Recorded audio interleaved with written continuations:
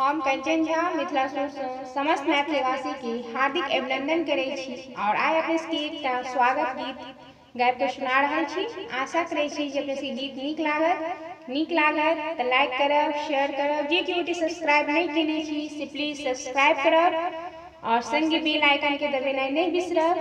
जय मिथिला, जय मैथिली। धन्यवाद। सुनोई गीत।